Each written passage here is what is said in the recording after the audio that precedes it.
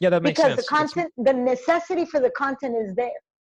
So speaking about necessity of the content, I'm just thinking like right now we are all in pandemic, we are secluded to our own places, and there's not much content out there, especially on networks and all sports networks, because all the sports are de facto canceled.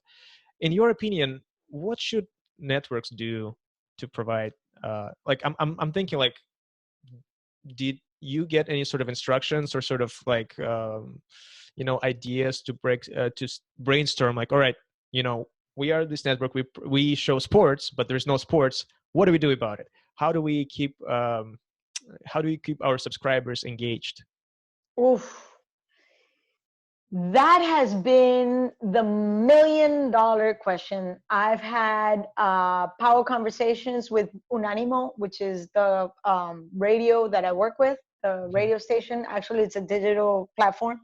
And I've had conversations with ESPN where they've invited the talent to bring in ideas. And that's how the CT Talks series was my idea. And just because I'm using this opportunity where nobody's going anywhere to literally call, hey, what's up? How you doing? Let's talk. Let's chat. That's what literally. I do right now. Exactly. Because guess what? This is a time that nobody's doing anything. Nobody's going anywhere. So if you get entertained, even better. Yeah. So this is the opportunity that we can go into deep conversations that would open doors to know that person a little bit better. Or know things about that person that we didn't fathom. And that's my goal right now with you, such as my guest, to sort of do a deep dive in you and your personality and career. Well, thank you for picking me. And yeah, and that's because I'm trying to provide that valuable content, and I feel like you're a TV personality and you have an interesting background, and that would be a great entertainment for everyone and also a learning experience. Exactly. So that's what networks are doing now. ESPN is using their ESPN Classics Vault, and we're watching games and fights and older fights. Yeah. Exactly. But ESPN, ABC, they obviously have that advantage where they have a deep vault. So people like Oscar De La Hoya that owns his own fights and his own content has given that to the DAZN. Due to the contract. So we have opportunities to watch, like Oscar against Fernando Vargas, Oscar against Tito Trinidad, Oscar against Macho Camacho, and they're trying to benefit on that. And that's how you retain the audience right now, because obviously we don't have much activity, except that China just opened its doors and they're doing baseball. Okay. There's, I think, Belarus has its regular soccer league. Belarus, they don't care. I think they just outlawed the coronavirus altogether. No, but I'm not kidding. Like, okay, so I didn't confirm that information, but as far as I'm told by my friends in the news, the president of Belarus said, like, we're just not gonna care. We're not gonna stop working because of coronavirus. So they're like a weird separate case. I don't understand. It's like they put the walls and nothing is affecting them because, I follow the interactive map with Johns Hopkins, and that part of the world is like no dots, zero dots. Well, yeah, that's probably because they're just not reporting anything at all. They're just like, They're not even testing for that. I'm not going to test for that. But what I was wondering is like, if like, okay, the executives thinking like, oh, like this is something new. We weren't prepared for this. Let's get our producers in the room, have a sit down and brainstorm, because we don't know when this is going to end. And in my mind, I would imagine this table, like round table, and some sort of the main person would say like, hey, like, any ideas? Come on. It's the new age. It's the entertainment. We're in digital. We cannot do physical sports, but we have bloggers, YouTubers, content, because esports. Exactly. Esports. Cause I see that. Yes. So like all those things, I wonder if like, they're like, okay, like, because it's so uncertain, we have to have a plan for how to keep the viewers engaged and how to keep them watching. Like, I don't know. Do you think that's, because I'm speculating, does that happen at all, or how does this happen?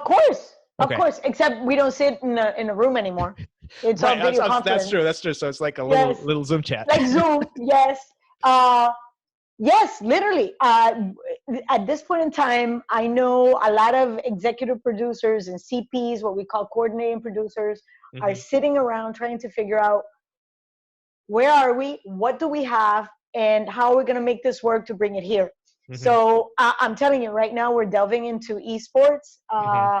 The gamers in general, and Hmm. how do we include our commentators? As a matter of fact, I don't know if you saw the new series where they had, old timers, veterans facing. Is that Uh, the EWBSS yes, World Boxing Super Series? And there's like you see uh, like Ali versus Tyson. exactly, Yeah, yeah, that was awesome. I loved exactly. it. I loved it. I loved it too, and we had commentators doing that. Oh man. So, so that is an option that people are looking at. My Hmm. good friend Eric Mays, he works in a company that is developing tournaments. Oh, cool. Yes, and oddly enough, the gamers are not really even playing sports, Uh which huh. is, they're not playing basketball, they're not playing well, Playing Call of actually Duty. FIFA, Call of Duty, Yeah, yeah, exactly, and Fortnite.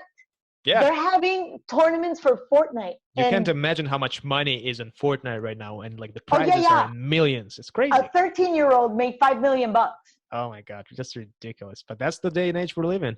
Yeah, and thank God for that, Yeah. because when we have a shutdown in the industry across the board, so unemployment is in the rise.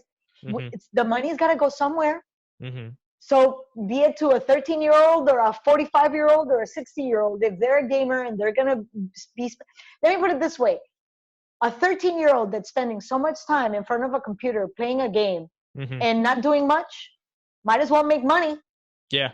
Yeah. and keep whoever is involved in that entertained. So we're killing two birds with one shot. Exactly. We have all this population right now just gaming and gaming and gaming, and so Yes. and I'll tell you, like a lot of people love watching gaming streams, just watching how other people play games. And Did you know that there's gamer houses? no, what is it? Okay. So exactly what you just said. So they have a whole bunch of, however many people in one house, Uh huh. and it's like gamer fantasy world. They can play anything everywhere, and it's live streamed, and then they stream their game with somebody, let's say in Miami, and Uh they're huh. playing with somebody in Taiwan, Uh huh. and it's being streamed on their computer and on the house. It's like a Big Brother gamer version. Nice. Wow, that's extreme, but But that's another way of making money. So yeah. they're streaming the tournament as being watched within the house, and Hmm. streaming the tournament on the computer, Hmm. and they follow whoever's in that game. And obviously whoever loses, it's like, I guess, simple elimination. You get And kicked then out of the house. yeah, well, yeah, exactly. You That's lose, you're awesome. done. No, seriously, this is just the beginning. I'm seeing a lot of brands buying the rights to like stream Call of Duty or like investing in Call of Duty game itself or the platforms, Uh, yeah, so I feel like that'd be a great way to, fill that spots with contents like this because people would love to watch it. In other things, I was thinking, take like a boxer right now, I don't know, Canelo, and I don't know if he plays like PlayStation or whatever, but like let him play something and stream on Twitch. I would watch that, or like Exactly. actually play Mortal Kombat, Canelo versus some other fighter, and just like see who's winning. Like I'd watch that thing like all day long. Which is exactly what my friend Eric Mays is doing with his own company. He's bringing in, high profile people, Hmm. especially athletes, Hmm. and have them play. And he was the one that gave me the inside where, uh, you know, like Shaq, he loves playing games, Yeah. retired basketball players, but oddly enough, they won't play basketball. They Yeah. will play Mortal Kombat. They'll play. Why is a grown man playing Fortnite? I don't get it. I'm telling you, a lot of girlfriends and wives are asking the same question right now. I don't get it. I really don't get it. But it's amazing to see. It's the competition. I feel like it's that competitiveness. I agree. Yeah. And moreover, I think it's humans' ability to adjust and Hmm. to just work with what we have. Um, this is definitely not the first pandemic. Mm-hmm. This is we hope this would be the only pandemic this generation has to live. Mm-hmm. But in every single pandemic, great things have come out of that. Mm-hmm. Great thinkers have evolved. Great ideas have surged. So if esports are going to replace sports, Mm-hmm. Houston, we have a problem. You think? Yeah, I don't. I'm just hoping that they can live in the same playing field, Mm-hmm. because nothing, in my very old school way of looking at things, nothing will replace the smell of leather of a glove, or the smell of the fresh cut grass in a pitch, Yeah. or the smell of, I hate to say it, but tar in baseball. Mm-hmm. Uh,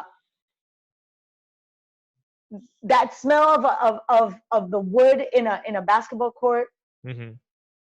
those things can never be replaced. The smell, the how it sounds of a beautiful swung hit, Mm-hmm. and you just, that That's a is different kind of irreplaceable. emotion. Yeah. Yes, Yeah, I yes, agree with you. As you said, we're probably not there yet, but people are starting to get concerned whether how are we gonna, you know, how are we gonna get together to watch a basketball game? Is it going to be the same? We don't know yet, but we'll see how it's gonna develop. we will. Yeah, I have faith. I hope so too.